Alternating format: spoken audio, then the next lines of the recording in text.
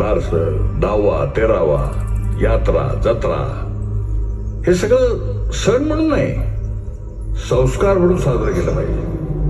आणि सर्वात महत्वाचं म्हणजे विष्णू भगवंतांनी त्यांचा 10वा अवतार कुठल्या राजघराण्यात नाही तर एखाद्या गरीब शेतकऱ्याच्या पोटी घेतला पाहिजे. तेव्हाच कुठेही इडापिडा टळेल आणि बळीचं राज्य घडेल.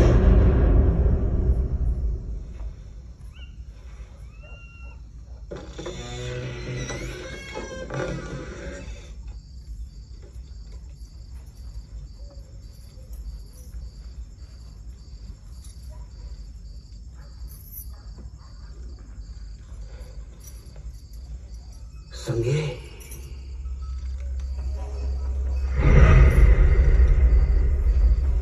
हे संगे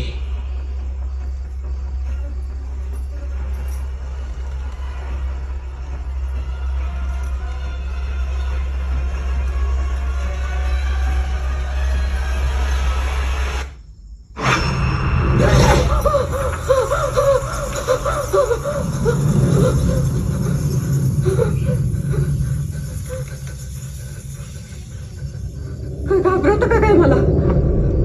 हा?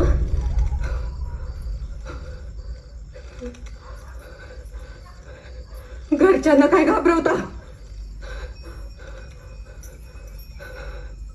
मी नाही घाबरणार.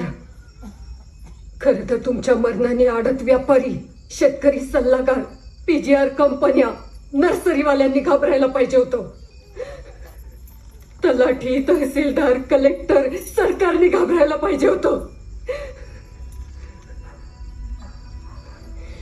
200 रुपये खताची गोणी 1000 रुपयांनी विकणाऱ्या कृषी सेवा केंद्रांनी घाबरायला पाहिजे होतं. कुणी नाही घाबरलं यातलं. मी पण नाही घाबरणार. मेला शेतकरी तर मेला. या आत्महत्येसाठी ना तुम्हाला माफी ना तुमच्या या स्वामीला. त्याला वाटतंय उद्या वाडीच्या बाजारात जाऊन तो शेतकरी आत्महत्या थांबवल.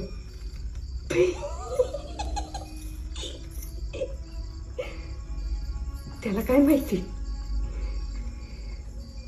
शेतकऱ्याची खरी लायकी त्याला उद्या बाजारातच कळल.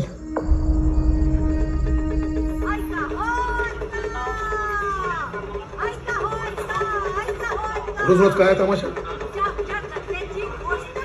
तमाशा हा नाहीये.